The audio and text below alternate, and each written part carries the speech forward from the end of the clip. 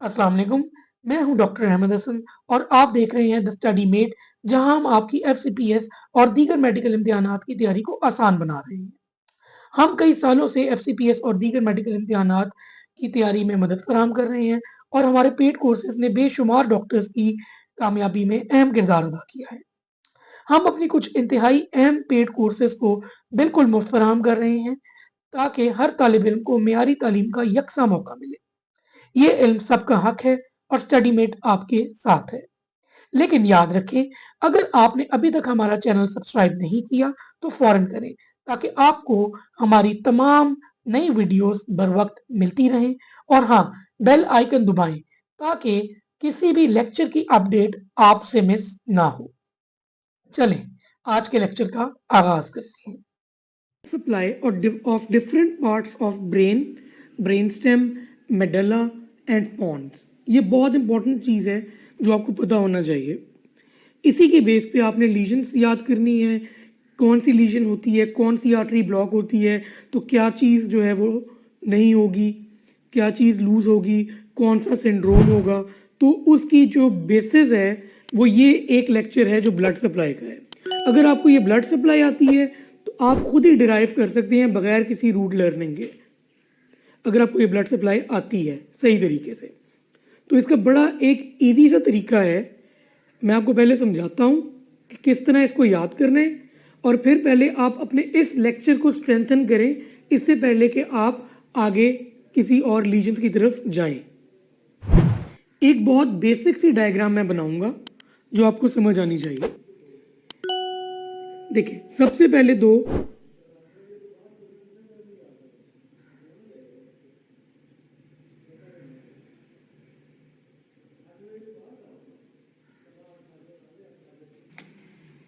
ये आ गया आपका सेरिब्रम, ये आ गया आपका mid brain, pons and medulla,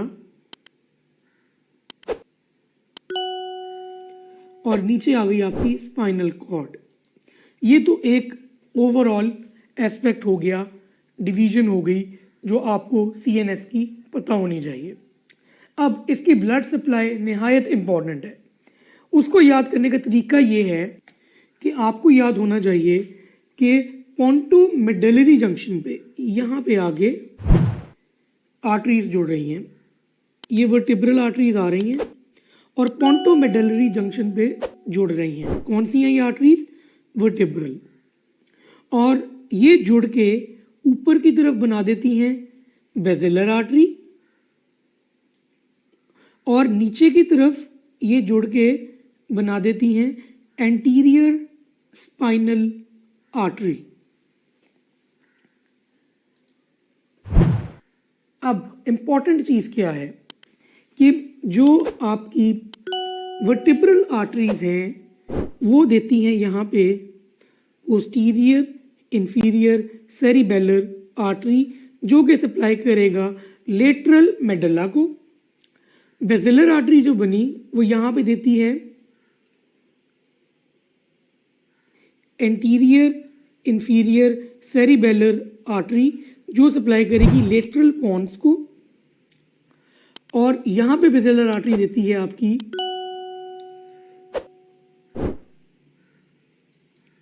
superior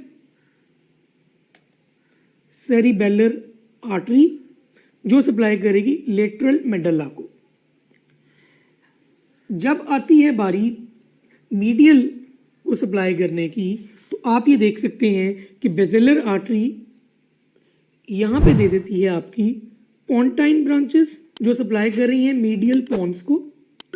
basilar artery directly supply कर रही है आपके मीडियल मेडुला को, मीडियल मिड ब्रेन को। यहाँ पे मीडियल मिड ब्रेन को सप्लाई कर रही है बेसिलर आर्टरी, और नीचे की तरफ आपके सामने वो एंटीरियर स्पाइनल आर्टरी बना रही है। एंटीरियर स्पाइनल आर्टरी सप्लाई कर रही है आपके, और जो आपकी एंटीरियर स्पाइनल आर्टरी है वो सप्लाई करके जा रही है आपके मीडियल मेडुला और फिर नीचे स्पाइनल कॉर्ड को। ये तो हो गई इनकी ब्लड सप्लाई आपकी ब्रेन स्टेम की। आगे हम चलते हैं सर्कल ऑफ विलिस पे। सर्कल ऑफ विलिस में आपने क्या याद रखना है, ये जो बेसिलर आर्टरी है ये थोड़ी सी ऊपर जाती है, यही बेसिलर आर्टरी ऊपर गई और इसने दे दी आपकी पोस्टीरियर सेरिब्रल आर्टरी, ठीक है। उसके बाद सर्कल ऑफ विलिस बना जिससे आपकी निकली एंटीरियर सेरिब्रल आर्टरी और मिडल सेरिब्रल आर्टरी।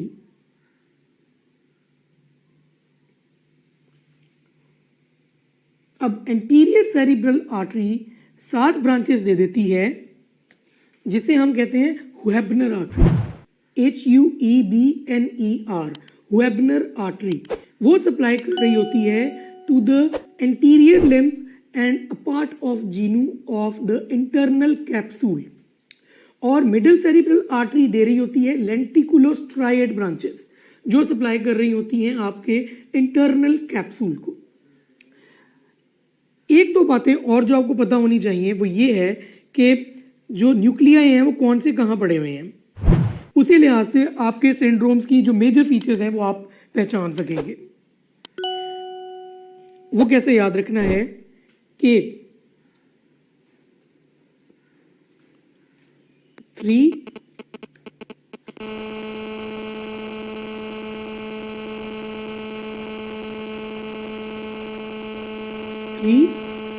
6 12, ठीक है।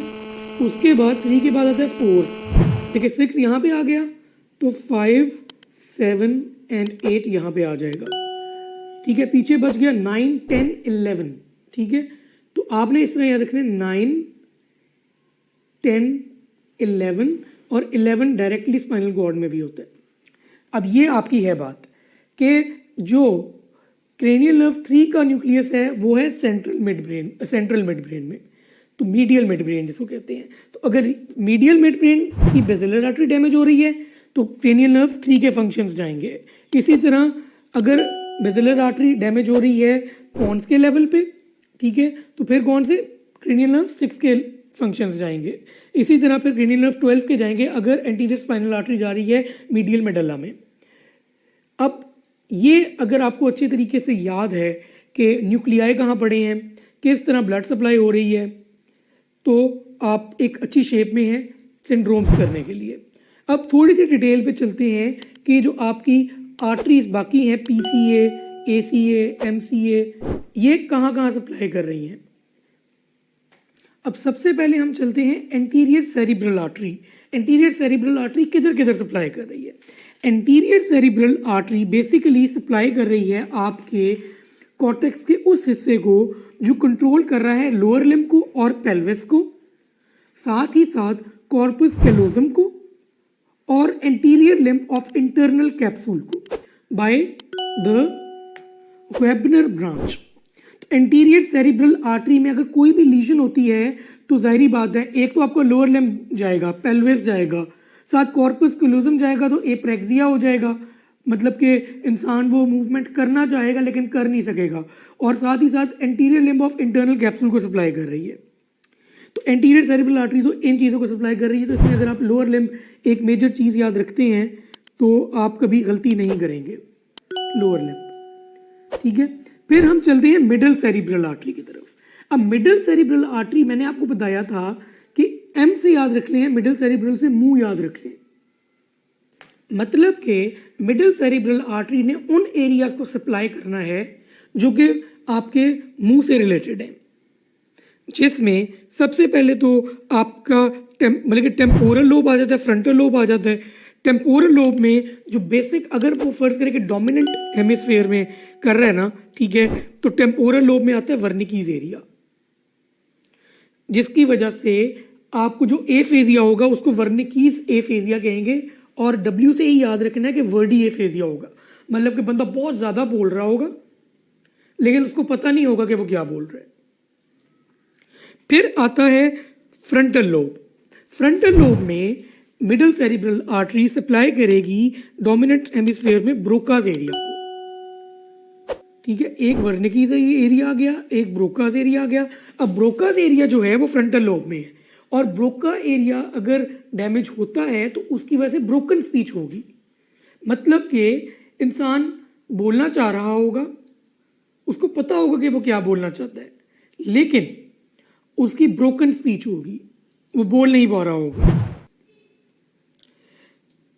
और डोमिनेंट हेमिस्फीयर को अगर डैमेज कर रहा है, middle cerebral artery dominant hemisphere वाली डैमेज हो रही है, तो तीसरी चीज क्या होगी, उसको हम कहते हैं गैस्टरमैन सिंड्रोम।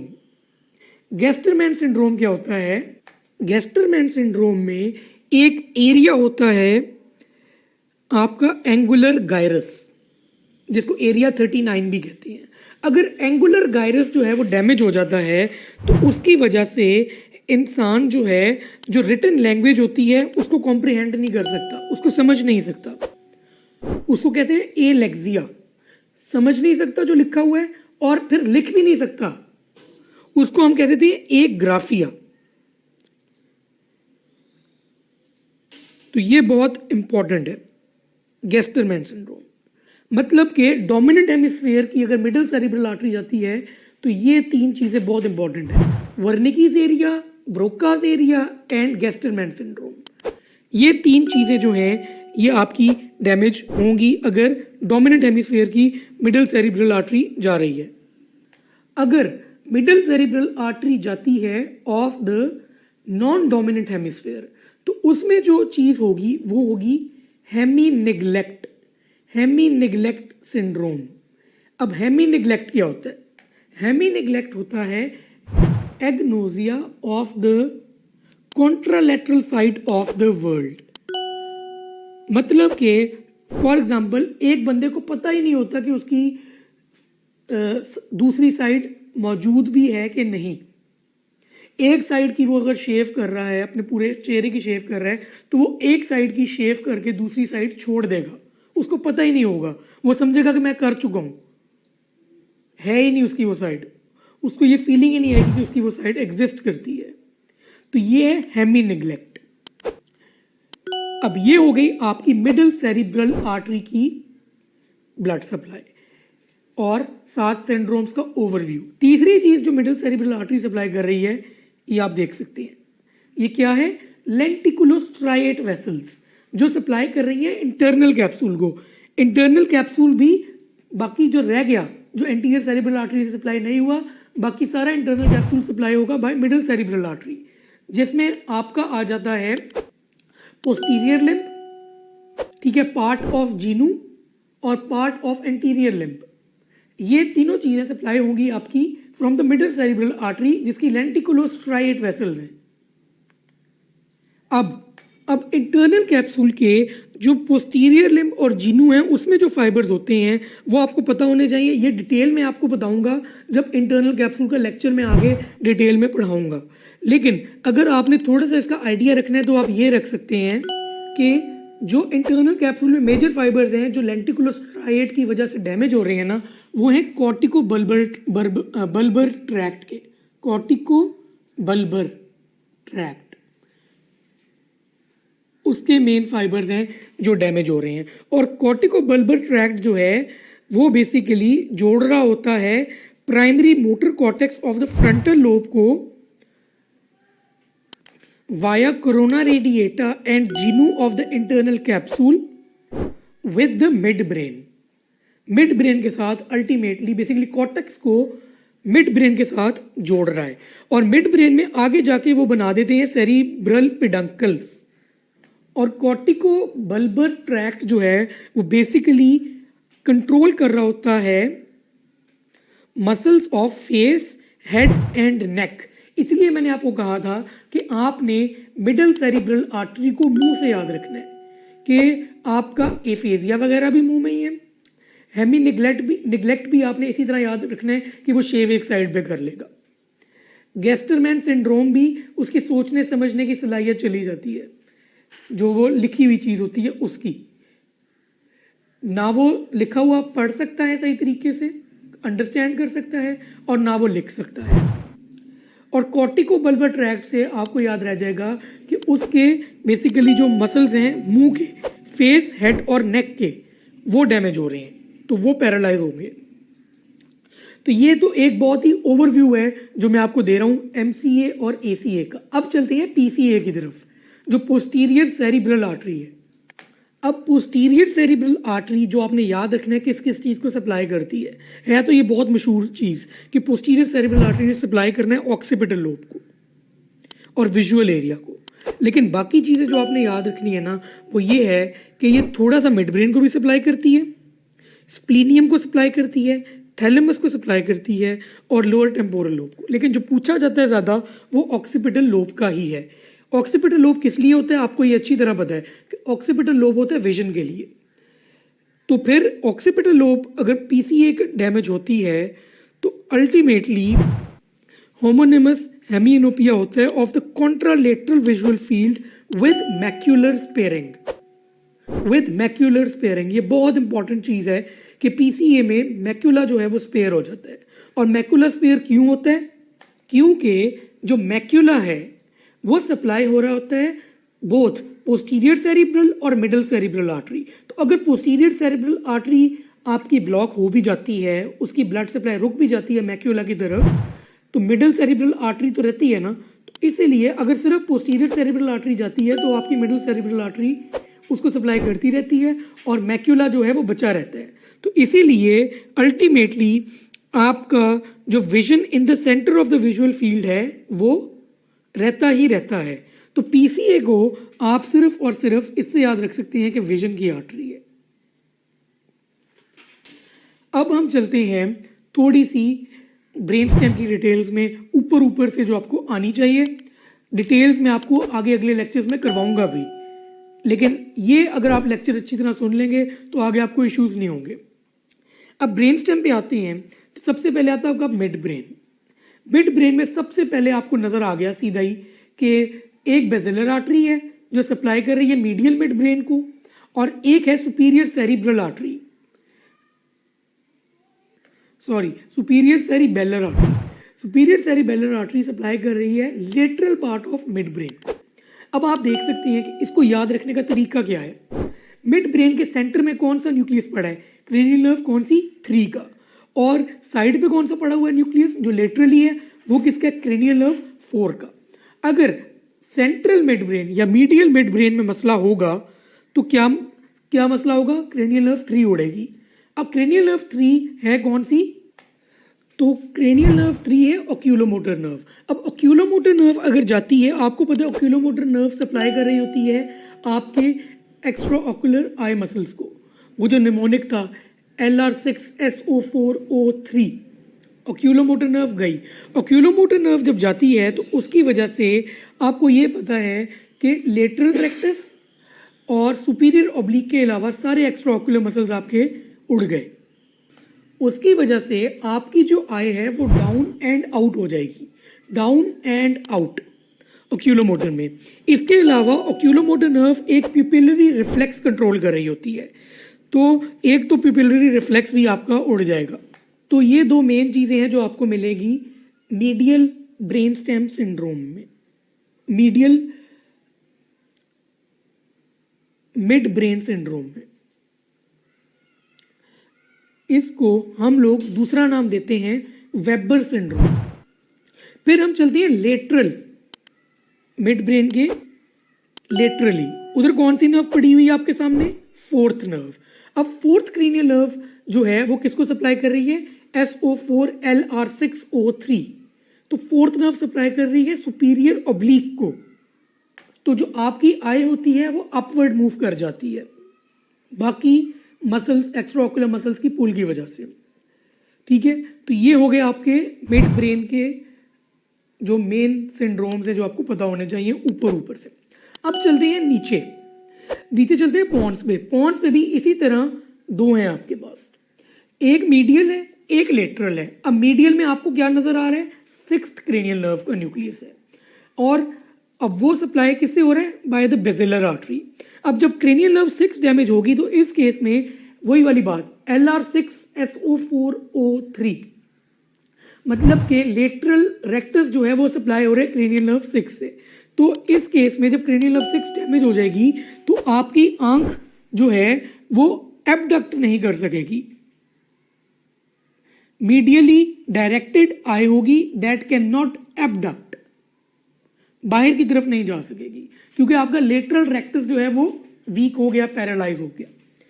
तो मीडियल पॉन्स में क्रेनियल नर्व 6 जा रही है और लेटरल पॉन्स में जो सप्लाइड है by anterior inferior cerebellar artery, ये आपके सामने है, तो वो सप्लाई कर रही है 5th, 7th और 8th नर्व के न्यूक्लियस को।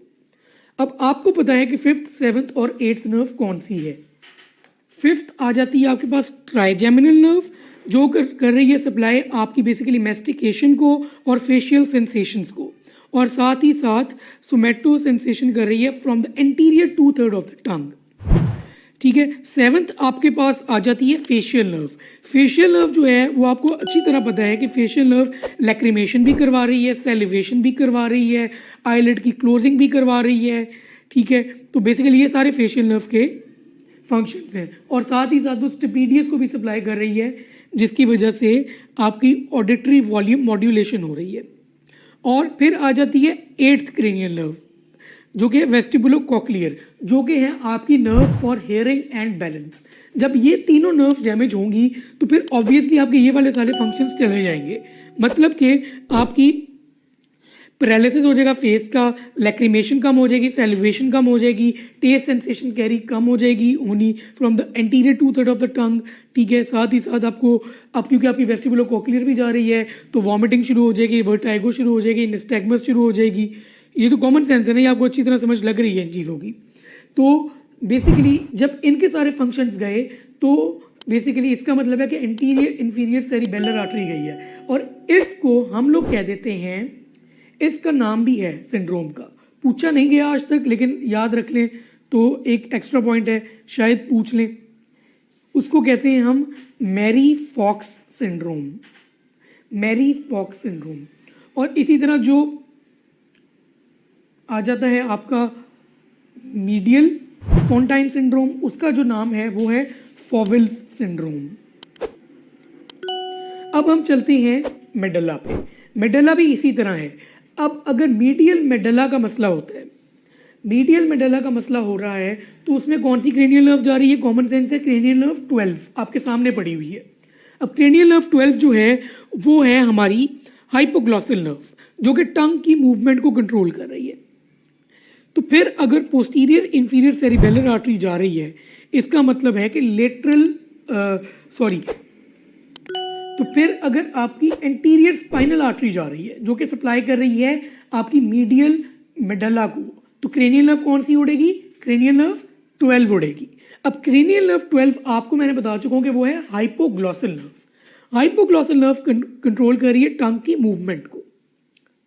तो इसको आप इस तरह याद रख सकते हैं कि जब इंसान अपनी टंग बाहर निकालेगा तो जिस तरफ की लीजन होगी उस तरफ टंग चली जाएगी, मतलब कि जो कि अफेक्टेड साइड है उस तरफ जाएगी टंग। ये बहुत इंपॉर्टेंट है।